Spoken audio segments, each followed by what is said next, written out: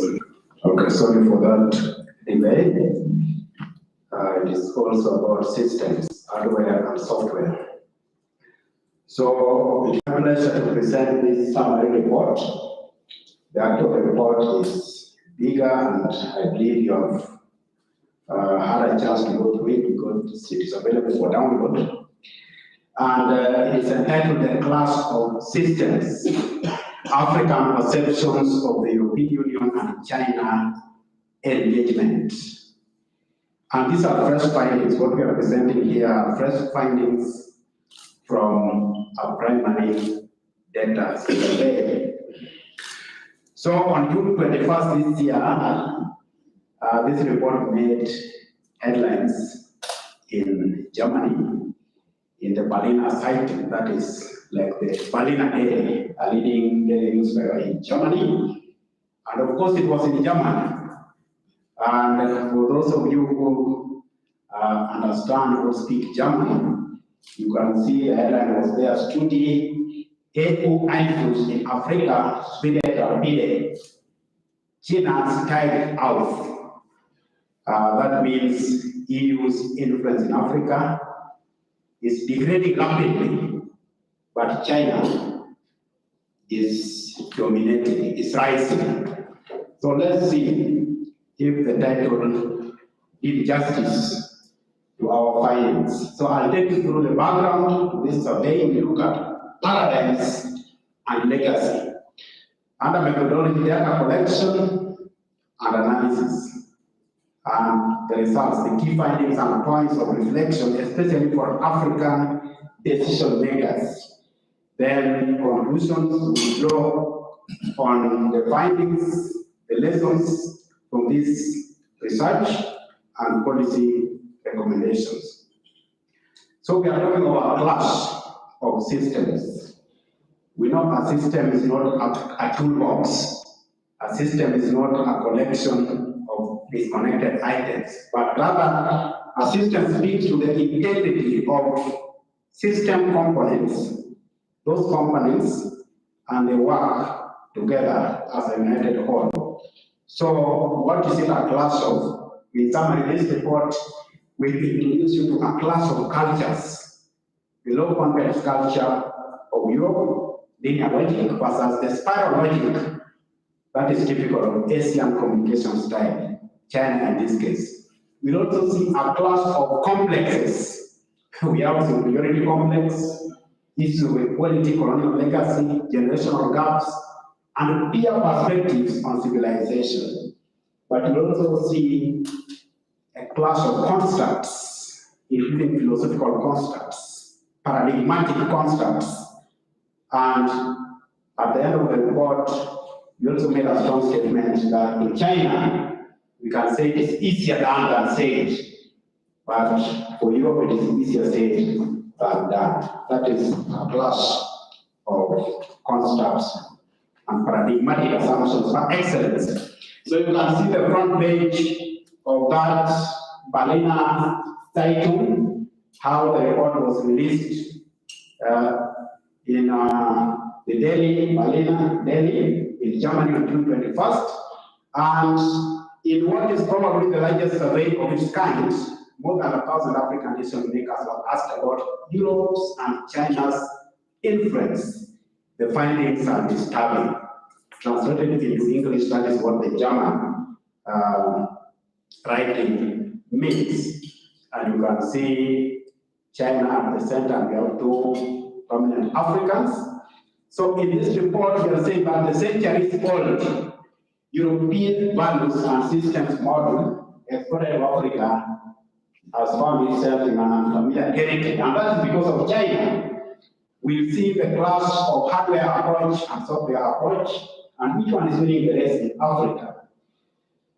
So the background, we have changing times, realignments, emerging trends, COVID-19, which have only introduced a complete urgency to re-examine Africa's partnerships with other regional blocs in terms of investment, trade, and development cooperation. And all this came in hand to give this report a compelling urgency.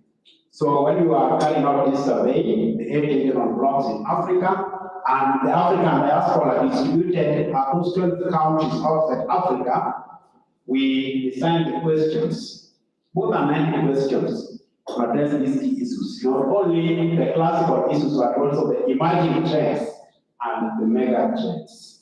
So the overall study objective was to assess the state of Africa's partnership with the European Union and China in terms of investments, trade, and development cooperation. So, because in the house we have academics, we have researchers, we have thought leaders, the result cannot be as good as the methodology you inject into it and the quality of the data. So we gave a keen attention to the methodology that would help us to come up with a rather objective assessment of the status quo and also projecting into the future what the findings imply for African decision makers and how Africa, by enjoying multiple suitors in this framework, can position itself to have competitiveness and real bargaining power. So the purposive sampling framework targeted 1645 respondents from 25 countries and African diaspora from 12 countries outside Africa. We used key informants and primary actors. The survey covered the period of October to December last year. You can see the distribution of respondents from academia all the way to government agencies.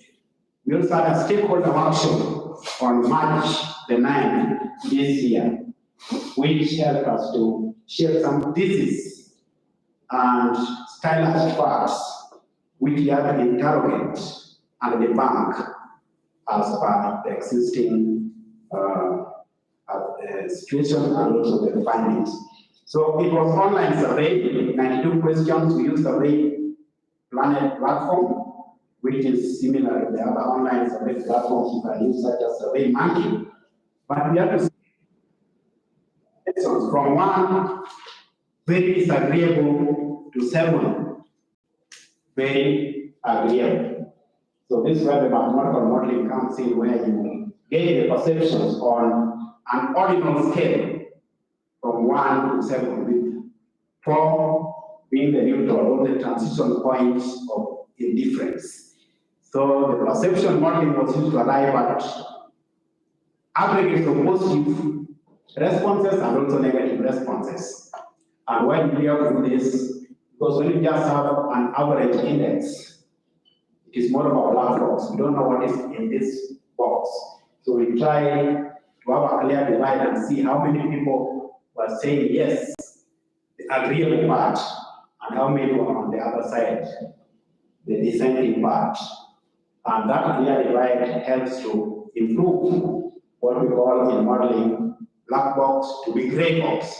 But of course, the ultimate objective is to see what is inside what we call white box. So you can see the purposive sampling frame.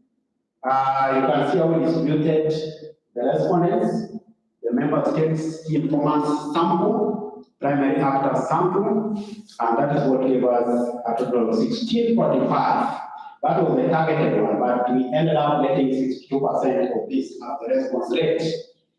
So for those who may want to see more of what was happening in the mathematical modeling part, I know most of you are very familiar with this because all have gone through higher education, and it's just a simple mathematical model where that A is now the overall index. So you will see in the infographics where we are giving you a mean score for China and a mean score for the European Union. That is the A, the aggregate index. But we also give you the divide, the positives and the negatives, so that you can see, even as we arrive at this average value, what is the divide of opinions to the questions in terms of the questions that were asked.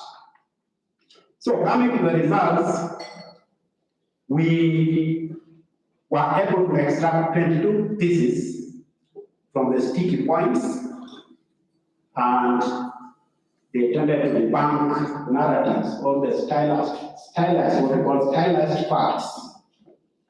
So it's about the clash of systems. It is also about the paternalistic approach of the EU to Africa. And we see this in our social and cultural systems because teenagers would want to identify more with their peers and they regard their parents as outdated.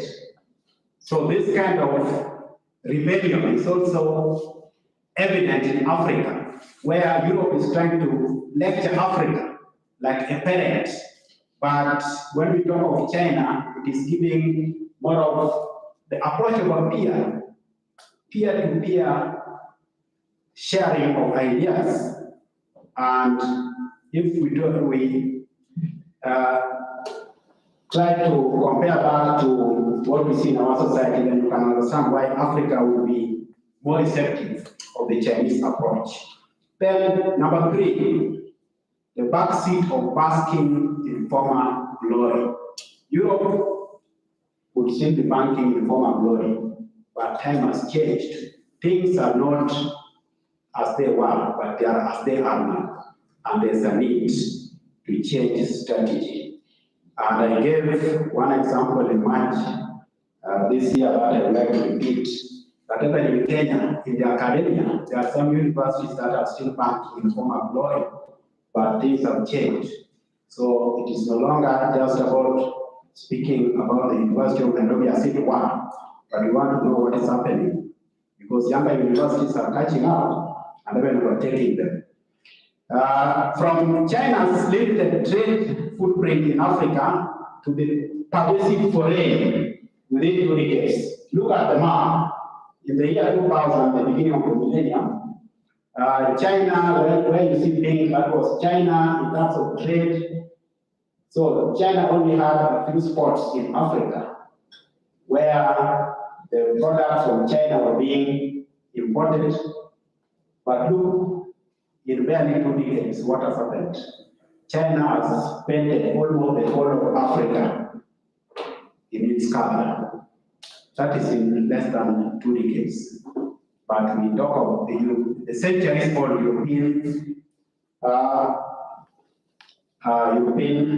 footprint in Africa. So you can see China has been working overtime. The EU's values and soft power exchanges, we are saying it is like breaking more of the less crucial area. So if you are fighting, there could be someone who is throwing so many jabs, but not hitting the right places. But then the opponent just targets near the heart, and one blow, you know what it will do. That is the strategy China is trying to employ. When it is investing in Africa, it is investing more in the fewer areas, but that Africans appreciate more. What we can see, the tangibles, the big infrastructure projects which are completed ahead of time, as opposed to the soft and abstract values such as democracy, freedom, the rule of law, which Europe is emphasizing. So there's a need for a change of strategy. China is ahead of the EU in quick decisions, timely completion of infrastructure projects, and what we value also in Africa, non-interference in internal affairs of African states. And another point that would easily escape us because of basking in the backseat of former glory is scholarships. If you look at the entire European Union, let me say that the European Union has done more in terms of giving scholarships to Africans, but that is not the case. China has given more scholarships to Africans than the entire European Union combined.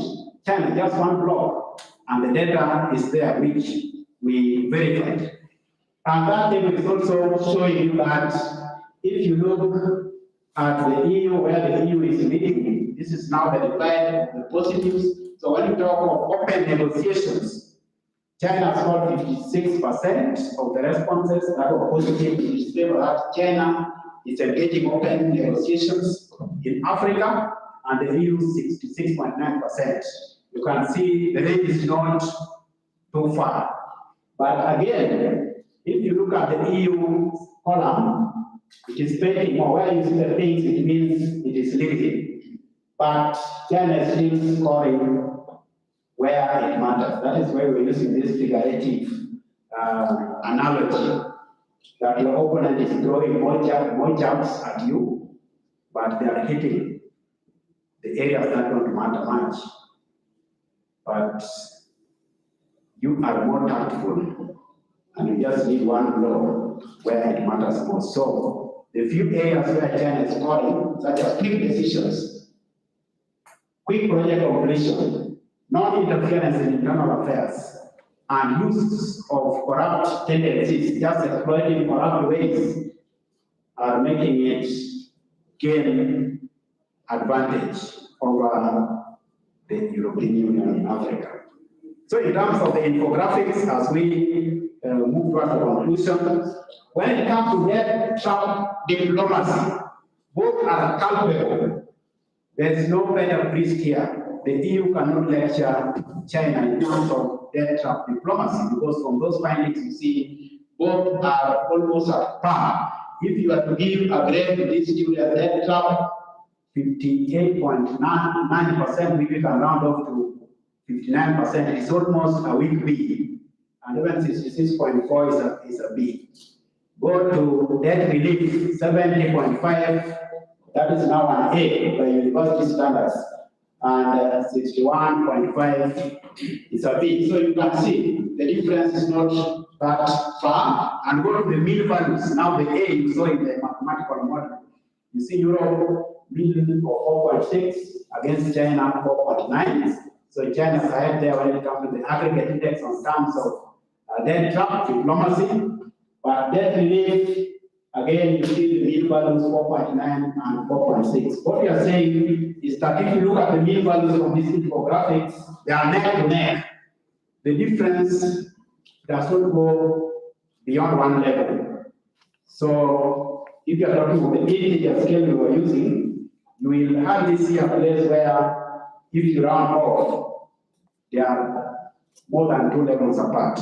And that is why the neck-to-neck race is already qualifying China as a formidable challenger to the European Union in Africa. In terms of non-interference from the infographics, you can see China scoring better, both in terms of the positive responses and the aggregate, the A value, the mean index.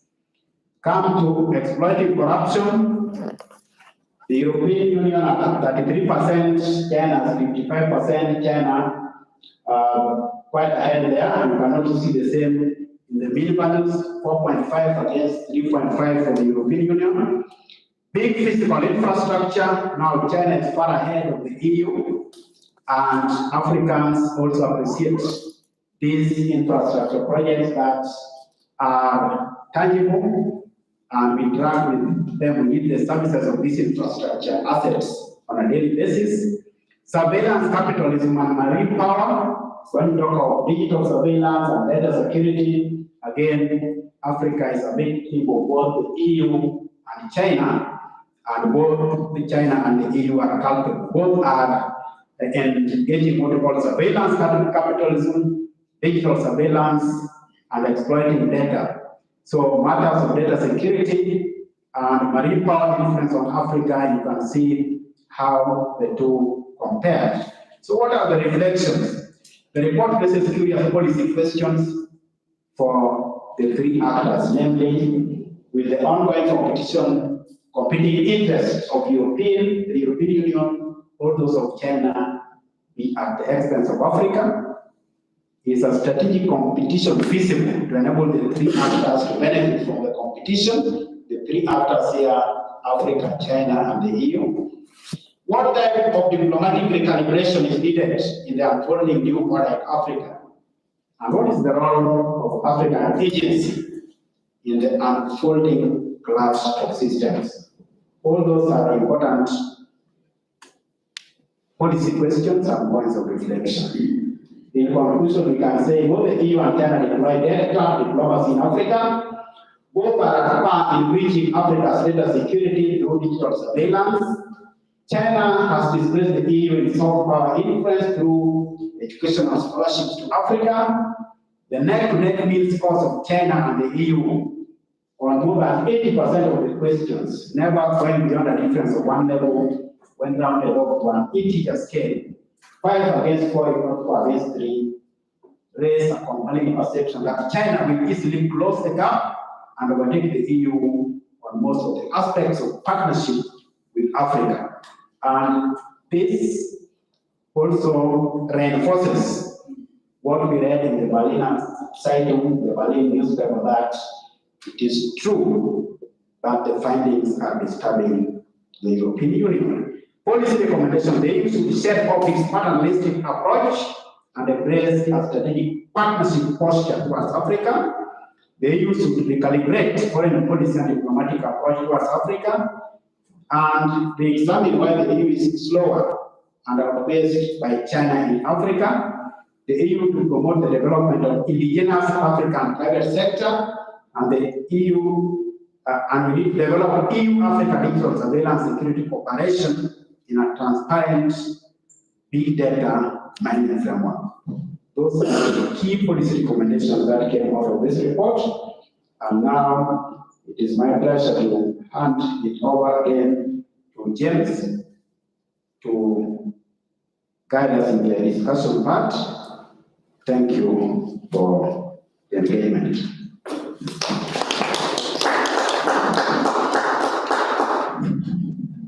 Thank you very much, Dr. Nashin Kadero. I'm sure that's good data for us to reflect on. As a caveat, remember the Credit Naumann Foundation is an EU foundation, and they commissioned IREN to do this survey. And you notice the policy recommendations are recommendations for EU. So we've not done any recommendations for China. In our press statement, when we read it out, we have a spot for Africa. Why? Because we know Kenya is in Africa, and those who know a good job in politics, we are in Africa, and Africa is our business. So in our release, we shall be capturing also policy recommendations from Africa. And now we go to the discussion part, which will take a few minutes. We'll start with Mr. Ali Khan Sachu, who is going to, he's read through the report, and as I said earlier, Ali Khan is very active on social media, discussing matters of geopolitics. So he's going to give his view of the report, and thereafter we'll invite Professor Machari Munene also to give his views, and then we'll launch the report, and then we come to the conclusion of the event. So let's have Ali Khan Sachu's viewpoints. Are they ready? You know, in the world of technology nowadays, we can have people contributing from different spaces. They don't have to be physically present.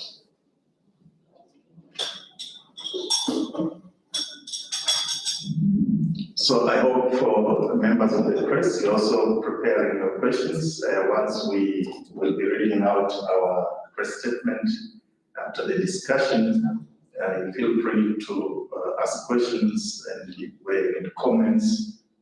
I'm introducing my colleagues already. We met Dr. Nashin Adero. There's also Josephat Juma, seated right at the back over there, and myself will be available to respond. And also there's Kepta Ombati from the Credit Naumann Foundation, and it's the foundation that made it possible for this survey to be done. Are we ready? Ali?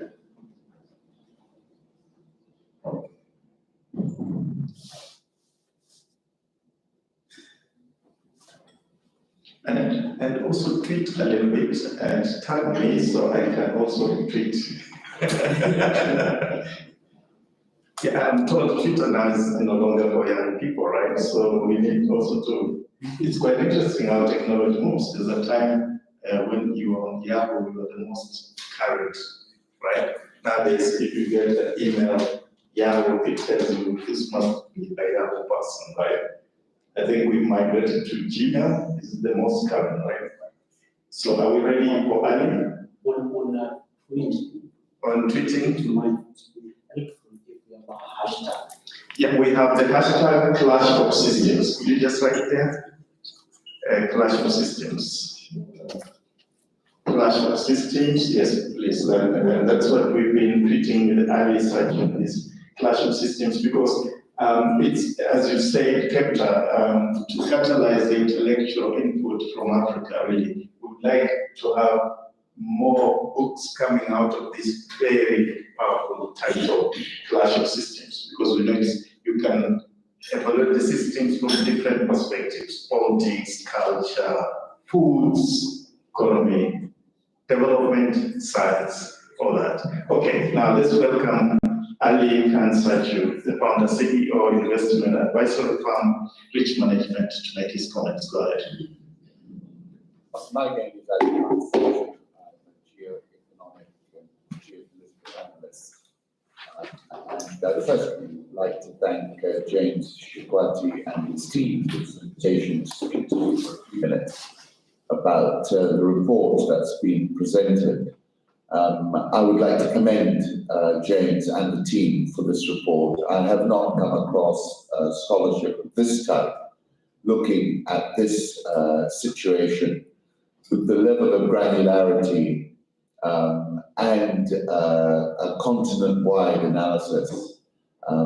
It produced a very interesting report. I think, if you read the media, you would not necessarily appreciate the nuance that James and his team have brought to this subject.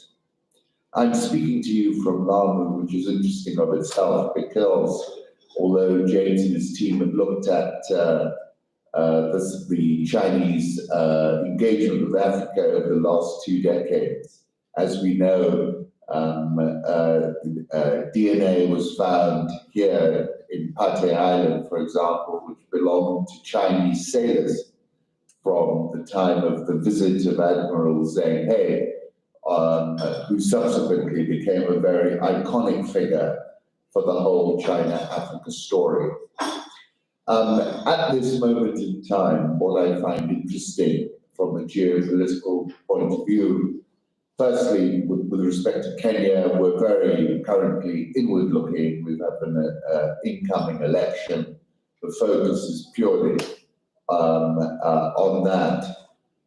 In terms of the Europeans as well, it's quite an inward-looking moment. The situation in Ukraine is seen as an existential situation by the Europeans, and therefore they too, I think, are looking at things from a very inward perspective, and therefore the report and its timing is very apt, I think, for both Kenya and Europe, and China as well.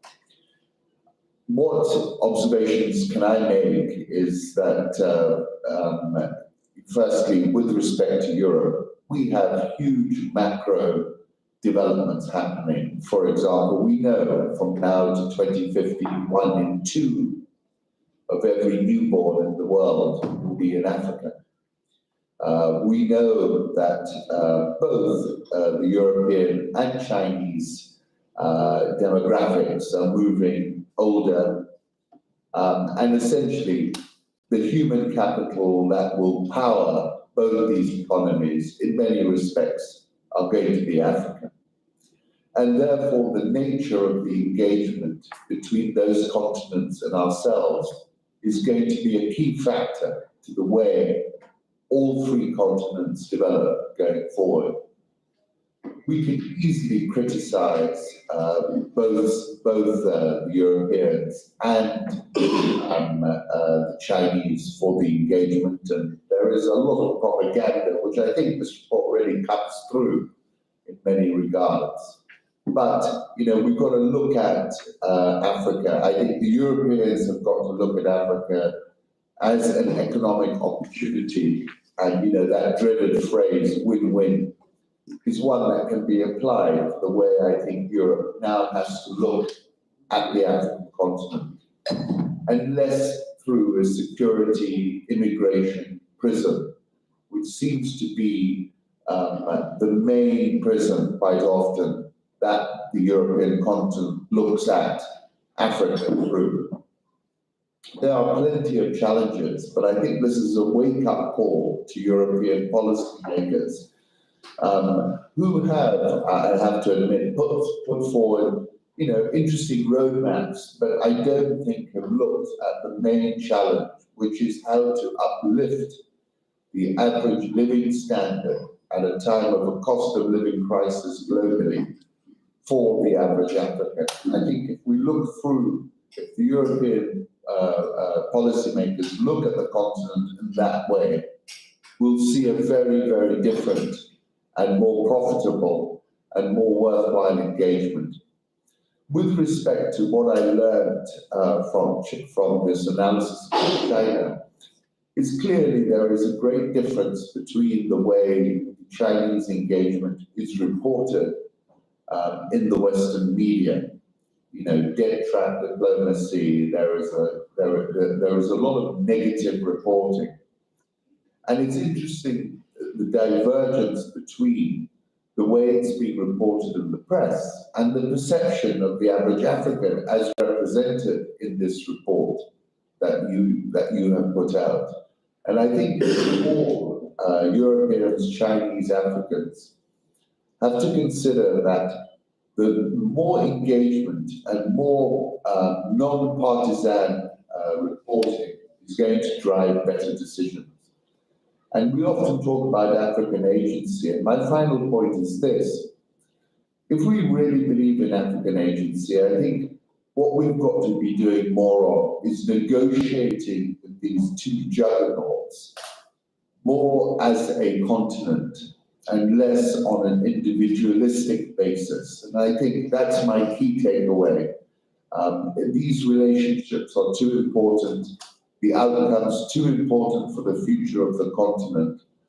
And therefore we have to combine, create more leverage, and not be concerned about either or. It's both, and it's about getting the best deal that we can for the continent. Thank you.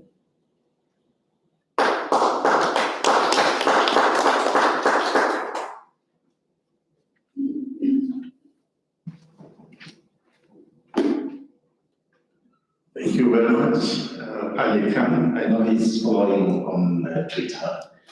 This juncture, I'd like to invite Professor Macharia Monene to make his comments, then we'll be launching the report. Yes.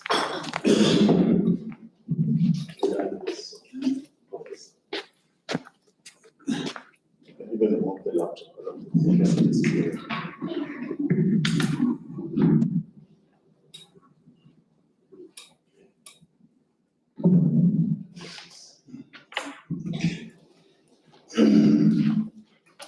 Thank you very much. Good morning. Start with let me thank Irene and James and Rachel Newman Foundation. I heard this morning they are called FNF. And Stefan is not here. Now, the FNF mission says clearly that they are in the business of promoting democratic ideals, which itself is also ideal. Equally ideal is James and Irene's commitment to cutting-edge research on political economies and their ramifications at the global and domestic levels. So these two seemingly idealistic agendas converge. And they converge in that the FNF supports the research.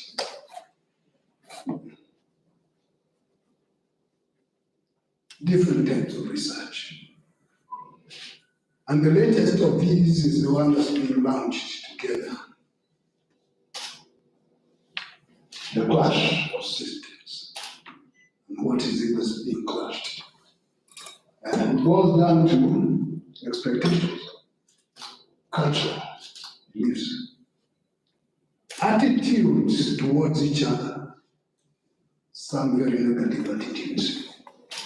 And they are captured in the report in one way or another. So the importance of this report is the stress on perceptions, how different peoples in the three global regions, China, Europe, Africa, tend to see each other. That presumed perception for each other affects both decision making at the policy level. The policymakers in Europe, in China, and in Africa, the perception affects them. And second, it also affects public reactions. Sometimes the way policy makers see things is not the same way that their people see them. And they are sometimes forced to adjust. Once people start making a lot of noise, most of the time policy makers ignore the public until the public makes noise. So the perception of the public is important in decision making.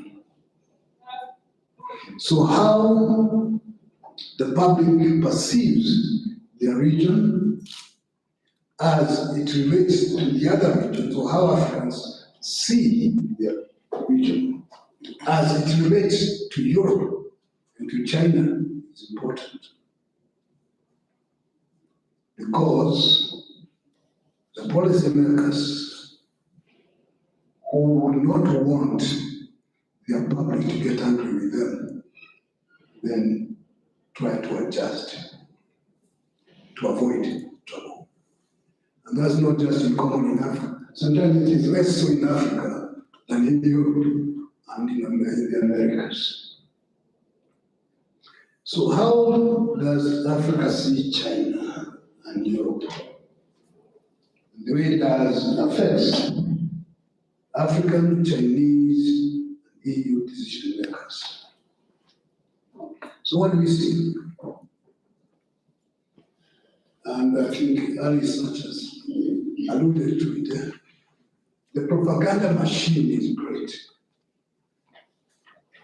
And they tell us Africa is disappearing in the belly of the Chinese.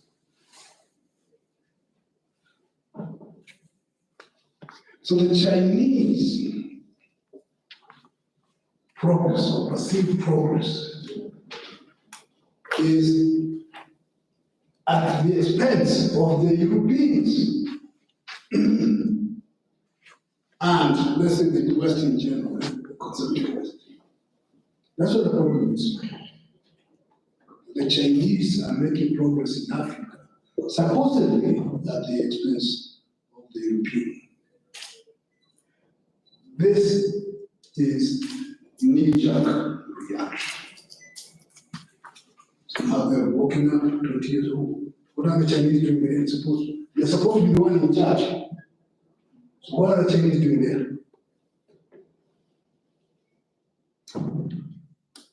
And that's a concern in the West. One time in Britain, in the House of Commons, there was an MP who was complaining, why are the Chinese building the bigger road instead of the British? They say, what's wrong with these people? They had a chance to do it, they didn't, so why are they complaining? But it was knee-jerk reaction, which is then seemingly informed by an attitude. Because Europe in the West tend to suffer from superiority or racist complex. And we've seen this in recent times. One of the good examples is when you talk about refugees who gets pumped out. Africans get the hell out of here. The others, oh, you please come, we are like ourselves. So the Europeans are still suffering from racist and imperialist and superiority complex, which cannot match very well with some of the developments in Africa. On their part, of course, we are told that they are taking over Africa, but that's not just the case, because the Chinese strategy is not just Africa. In fact, Africa is a very small part of that strategy. Very small. So they are taking over Europe. After watching the Belt and Road Initiative, it starts from China and ends up where? In Europe. It starts in Europe and ends up in China. And wherever you go in the world, what do you find? The Chinese are the ones who are doing this or doing that. Is that an accident? Or very carefully orchestrated strategy? The part the Chinese are very good in PR, no doubt about that. And why are they good in PR? Because they did their studies, they did their analysis before they start going out. The Chinese used to have this mentality. The forbidden city mentality, expanding to the forbidden country mentality, and they have come out of that. Those of you who've been to China, you know that gate, the Tiananmen Square, getting to the forbidden city. It was not just physical, but the mentality had been a forbidden mentality. So they've come out of that. And coming out of that forbidden mentality, they've gone out of the way to get the rest of the world, instead of waiting for the world to come and free the world. So when we are dealing with this, we just don't look at it as an African problem. It is an issue the Chinese have done very well to make it advantageous to themselves, looking after their own interest. So while China goes out of its way to appear to fit in the host environment, and therefore acceptable, the West in Europe still suffers colonial master attitude when dealing with Africans. So the West tends to treat Africans as if they are perpetual children. And the Africans resent that. And we've seen some of these things. Some, just because it represents some country, thinks he can lecture people on who to relate to. People say, well, who are you? They don't like to be told that who are you in the first place. So the advantage the Chinese have is that they play down there and they look at it there. I think that's what I was saying. They appear like peers. They appear peers. They're not superior to people, inferior. We are just like you, man. We've been mistreated by the Europeans, like you. We are third world, like you. We suffer everything, like you. But what do the Europeans do? They don't treat Africans as equal. They're inferior. And because of that treatment of Africans as inferior, they end up representing and finding the Chinese more accommodating. James, if you allow me, I think I can tell a small story. We were in China together at one time. Yes, you allow you. So Okay. we go to the launch. Yes. And then we asked the Chinese, how do you do it? And the answer they gave us was very tender. The attitude. So whoever comes in charge of a major project is a prominent member of the Chinese Communist Party. And he's given instructions, don't you go there and embarrass the party. So they live on the site. If anything goes wrong, they are the first to catch it and fix it. Their counterparts don't live. They live in Europe or some other place, and they come back once every 2 months, first class flight. They live in Windsor or some other high class hotel. Then they go see animals at Mara, and they go back, and that's all part of the cost. So cost reduction. Then of course the attitude, how you deal with the host. And most important, they deliver on time. So when you want something done, what do you do? The one who delivers at a reasonable cost, not the one who charges you and does not deliver. So we come now to questions. Start from the identifying with the host. Is the Chinese claim the takeover claim? Is it a reality or is it a myth? Yes, they are there, but have they taken over? It's pointed out that Africa owes more debt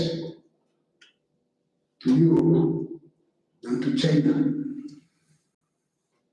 Yet the narrative is that Africa is enslaved to China rather than to Europe.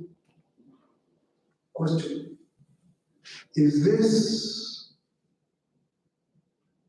a scare strategy to stop Africa from liberating itself from European clutches?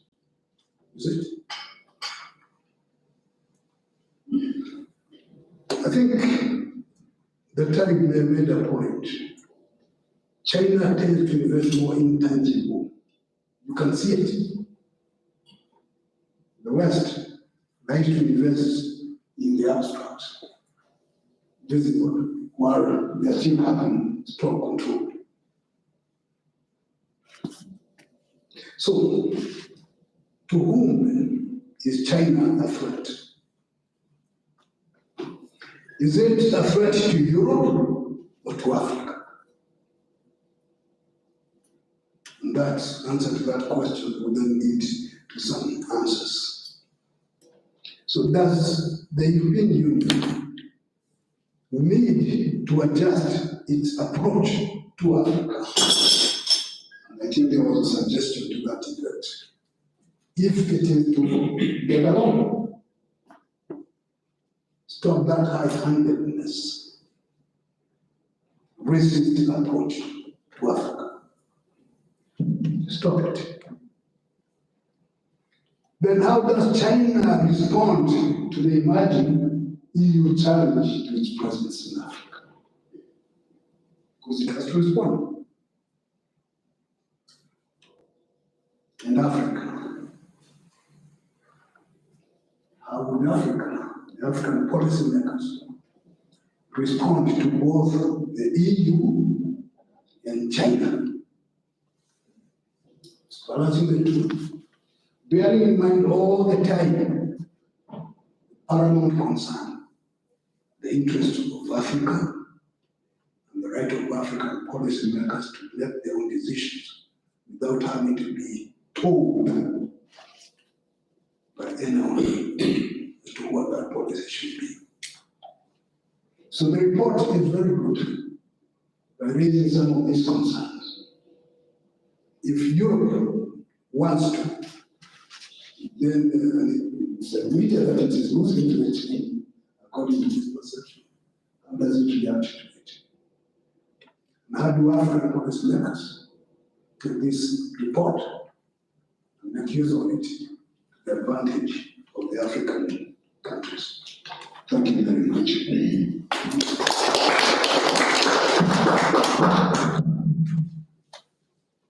Thank you, Professor.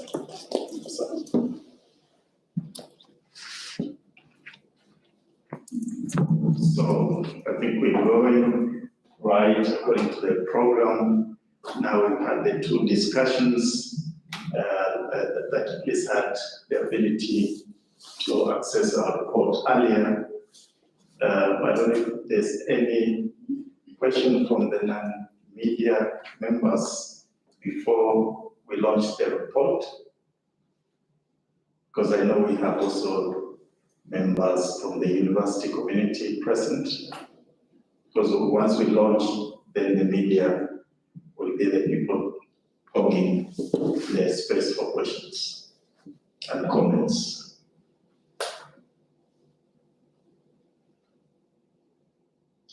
Well, yes, the captain. Maybe just now, basi kuja hapa kwa Kiswahili cha Kenya, tutoe maoni kabla tuja. What is launching in Swahili? Kuzindua. Kabla tujazindua hii ripoti ya muhimu sana kuhusu the clash of systems. Asante sana bwana mwenyekiti, na asante sana kwa mawiji wote wenye wametuongoza kwa ufasaha na ustadi wa hali ya juu katika mada ya leo. Tunashukuru na tunawapongeza. Nina swali moja tu kwa mawiji. Katika chapisho letu in English. In this publication, in this research report, we presented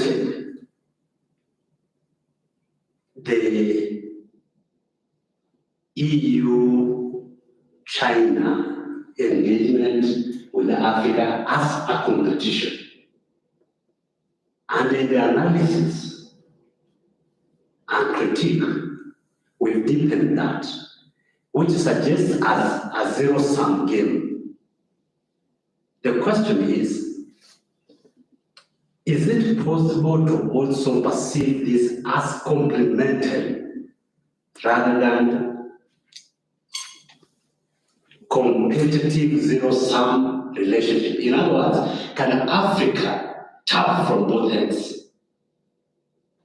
Can Africa take what is good from China and reject what is bad, and take from EU what is good and reject what is bad? So complement. Thanks very much. The answer is yes. Please, Prof. Okay.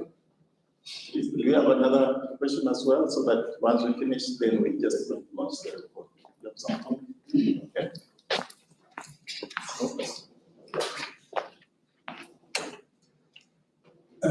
The answer to your question is yes. In fact, towards the end, I pointed out Africa's interest. Our policy makers must be aware, not know, then they should be meant to know what the African interests are.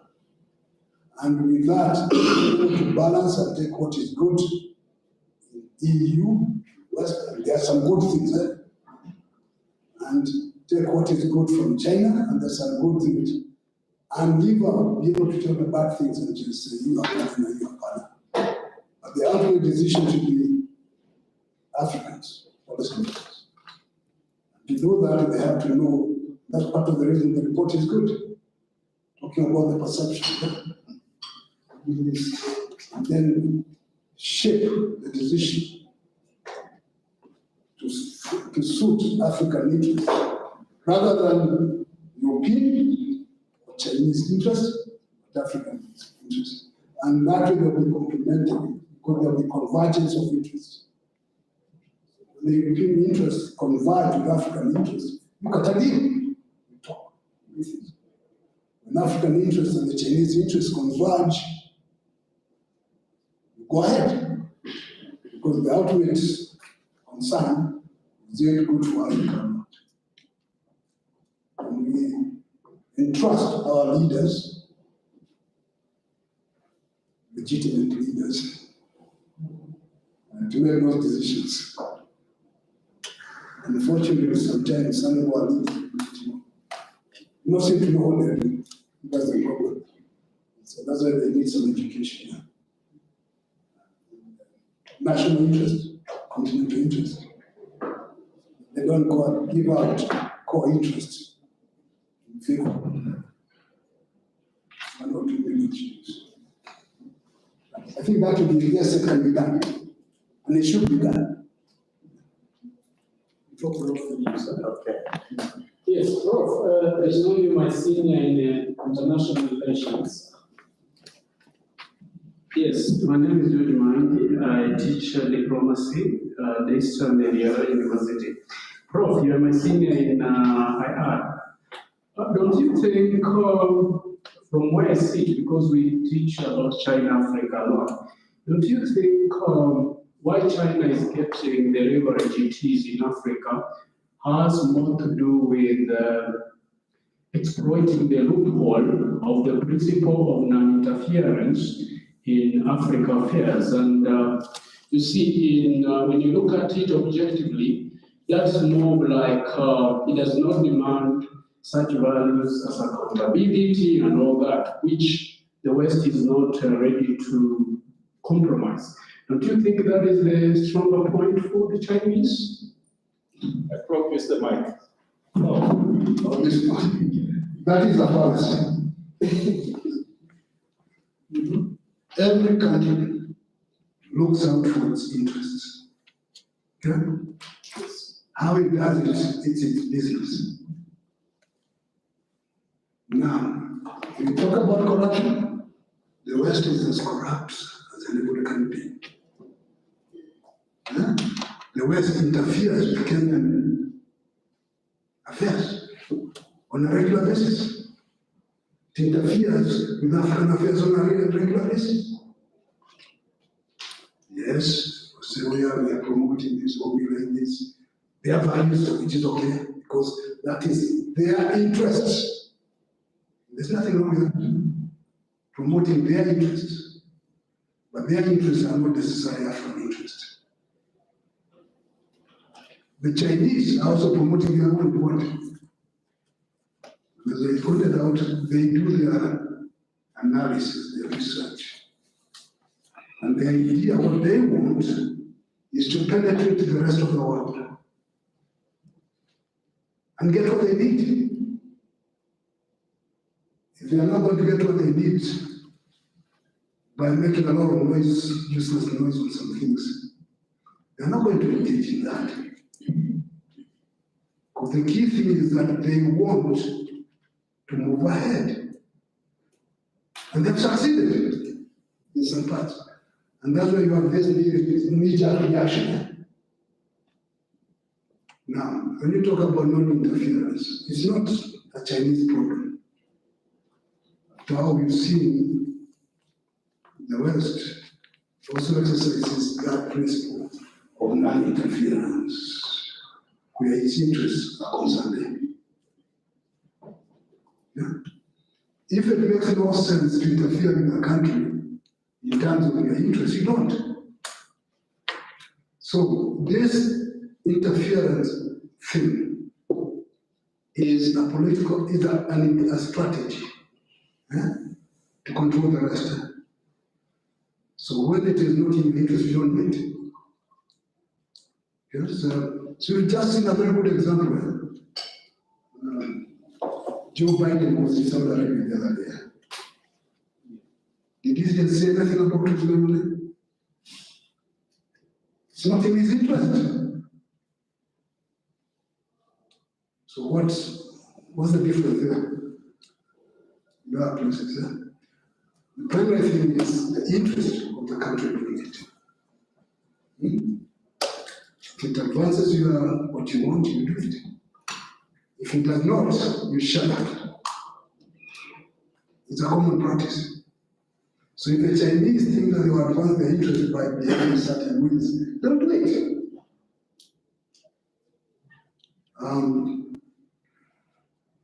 I once thought I was very intelligent. Once. And I went to France to tell them how corrupt they are. It was a conference. And I was giving examples of things. And then they looked at me and said, "You even don't know what you're talking about. Let us tell you how corrupt we are." And then they gave reasons for why they do that. National interests. How can they allow companies to go bankrupt? Which means a lot of jobs in France, which means votes. As a politician, you don't want to lose votes. So you create jobs outside in those places. And how do you create jobs in those places? You talk to the right person, make his pocket happy, then you get the contracts. The jobs are there. When you check it, what is it? National?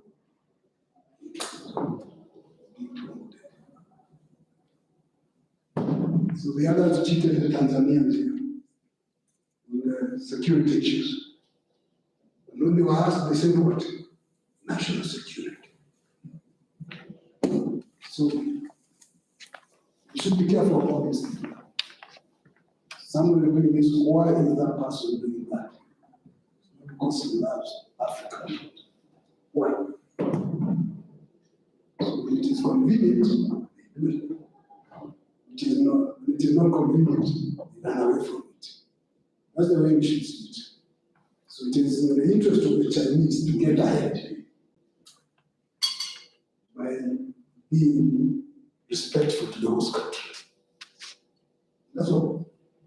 I think I've answered you there.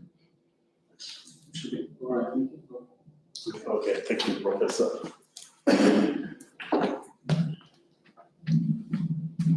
Okay, now we are coming to the end of the very important exercise, and this is how we're doing the launch.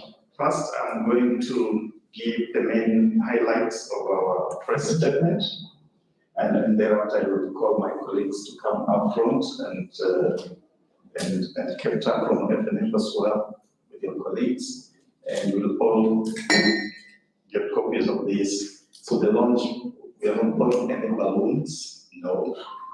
We'll simply carry it up high for the photographers to be able to capture the launch. And so I'm just going to give the key highlights and also try to put it in the Kenyan context. So we are launching today a very important report that follows a study that we did as Inter-Regional Economic Network, supported by the Frederick Foundation last year between October to December 16th. After analyzing perceptions of over 1,000 thought leaders from Africa, we have a report today entitled The Clash of Systems, which captures the African perceptions of the European Union and China engagement. What we did today, of course, was to get some Kenyan thought leaders, Professor Munene and Ali Khan Sachu, to give their comments on our report, and we shall be sharing this with the media shortly. The main highlights that come out of this report are as follows.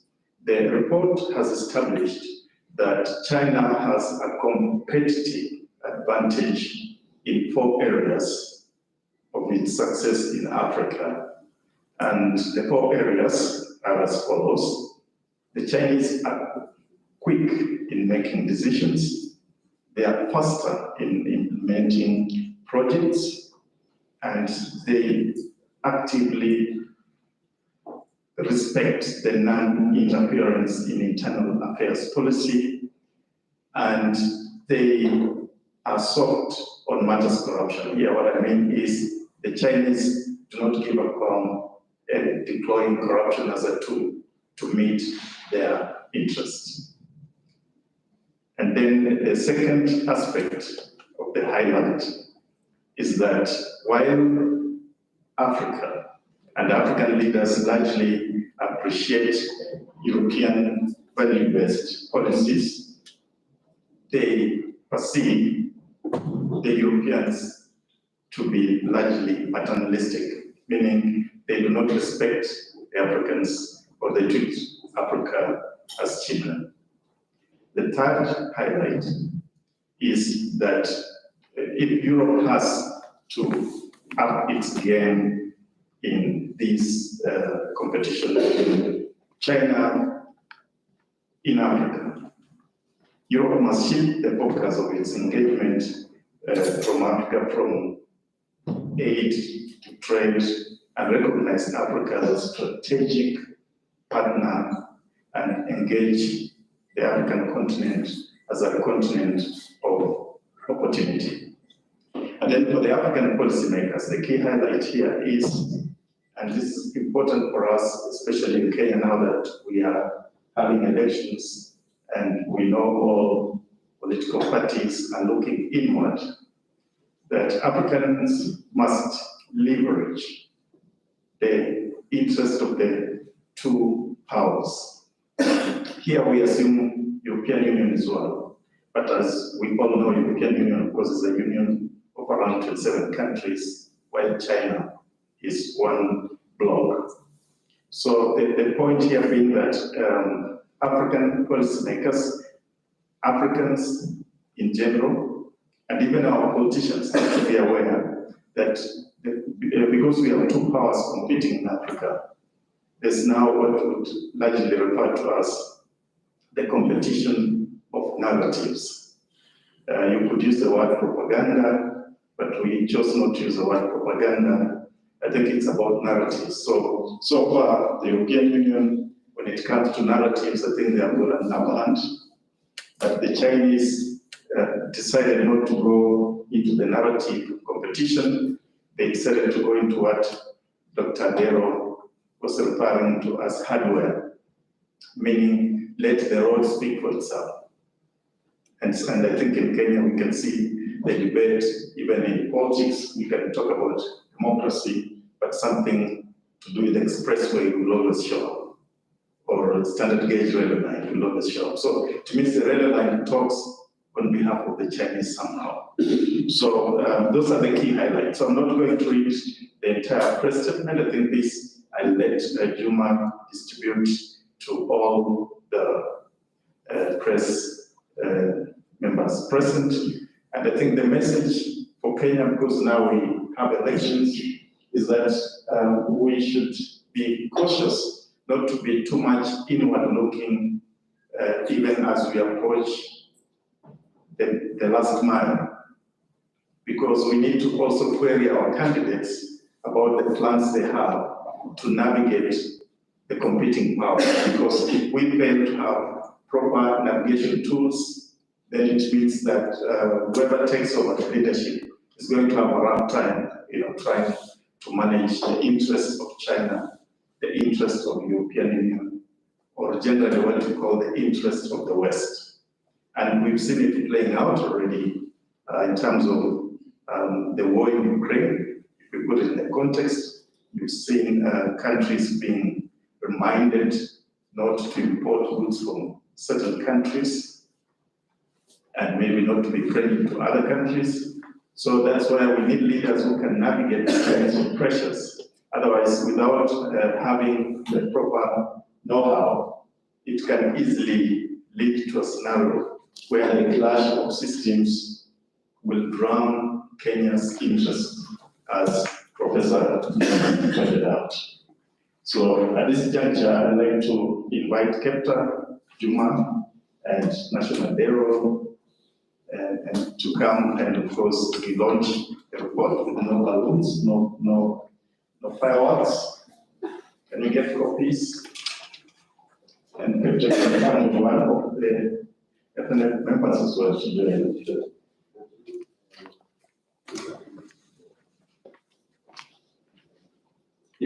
Yes.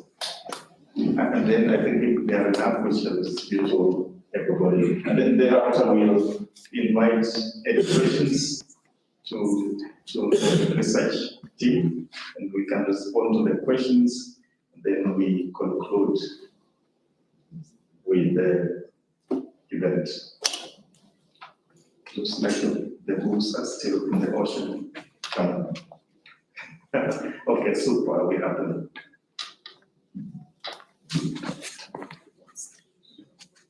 So I think we could, without stepping on any gadgets, we can, I think if we move this way so that at least we can also capture the supporting organization. Okay, I do have mine, thanks. So ladies and gentlemen, the report we are launching today, we have a summary of this, and as Dr. pointed out, the online version is also available because I know nowadays many people prefer to simply download, right? Is it called download or upload? So the soft version is available, and the hard copy is also available. And as you can see, this is a clash of systems, African perceptions of the European Union and China engagement. Please underline the word perception, because as Professor pointed out, there's a recent study when it comes to debt trap, which shows actually Africa is more indebted to the West than to China, and that's not a perception. But you see, perception shows Africa is more indebted to China. You see, so it's important to underline that term, perception. Okay? So we can smile? Asante. I think we've captured enough response. Yeah, look at the camera. Okay, we'll get one.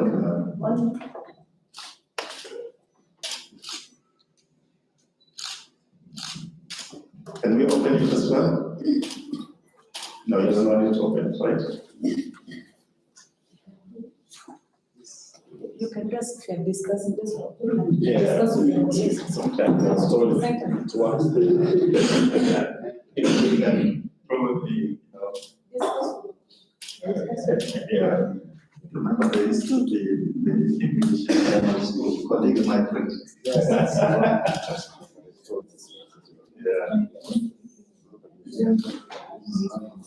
Finally, it's done, right? And you're thanks. Okay. Yeah. Yes.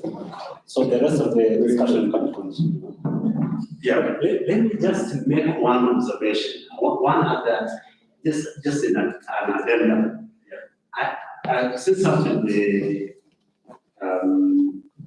Since the publication of this report, I've taken a great deal of interest in China, and so I track news on China. Yesterday, I saw a report which was very interesting, and this is not Africa, it's India. India was doing a comparative analysis as to why it's lagging behind China, and they found something very interesting. At their ports, it takes 20 stages spread over a number of weeks to clear a ship. In China, the same process takes only 5 steps and only a couple of days. So competitiveness in Africa in terms of business, the cost of doing business and the efficiency, I think should be a subject of discussion.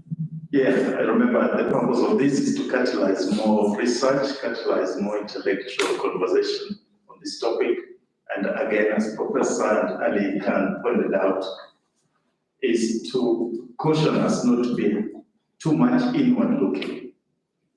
It's important to say all politics. For example, if I want to be governor of Nairobi, I have to learn how to box the wall, then I win, right? If I want to be governor of Kakamega, I have to learn how to slaughter chicken, then I win. All politics is local.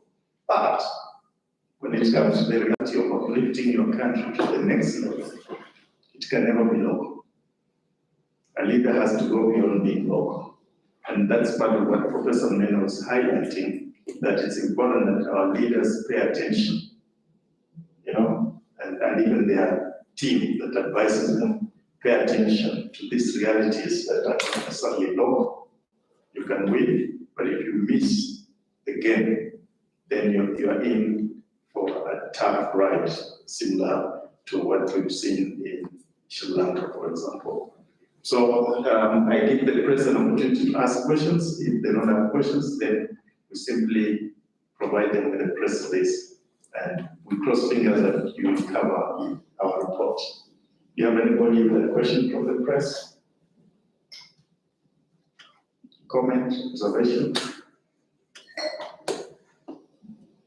Or we gave you too much? I think we were strategic. We planned to bring in great thinkers, Alika Sachu, great thinker, Professor Munene, and of course the team that did the research. This is to thank you very much, Dr. National Bureau, Joseph Juma, Captain Beta, he played a key role by the way in the editing, because remember there's one thing to get the report, but to edit it, to get it to the precise comment. This is part of the work Stephen and Captain did in editing the report. So if we don't have questions, mine will be to say thank you. Please join us in having a cup of coffee, and we wish you all the best as we approach our 20th day, which is 9 of August, right? May we vote wisely. Asante sana.